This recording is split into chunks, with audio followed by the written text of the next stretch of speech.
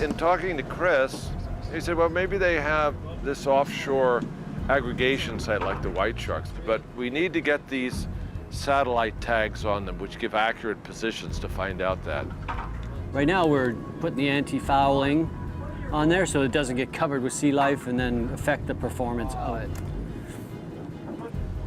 I'm not the best painter in the world. I don't have a lot of experience yet, but I try. Whitey, please, don't touch.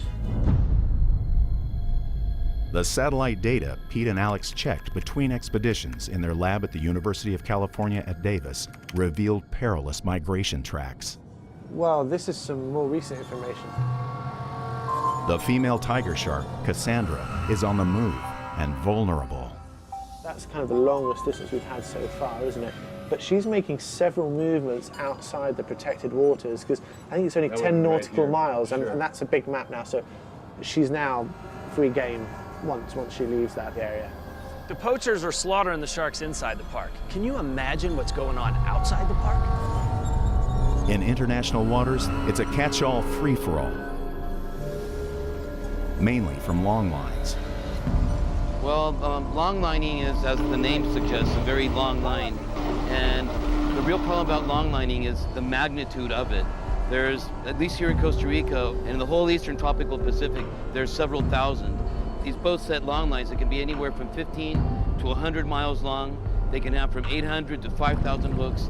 And when you do the math and you figure out how many hooks are out there every day fishing, then it gets kind of scary to imagine one of these sharks or any one of these animals swimming by without tangling or running into one of these and actually biting the hooks.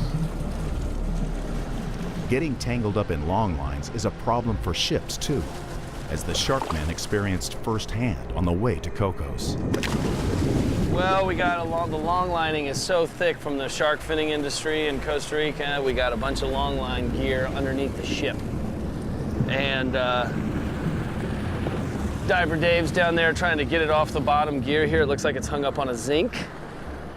If they don't cut it loose, it could wrap up in the propellers and disable the ship. It was just another, you know, for lack of a better word, better term, slap in the face about, you know, what's really going on out there.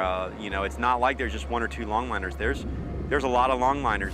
See if you can get a hook on that. Just lower it down right there and get the hook around it. They're not seeing this rope. I was giving them this so they could tie it on and we could pull it up. And you don't need to tug on it a lot. Just try to get that hook on it so that if they let go of it, it doesn't drift away.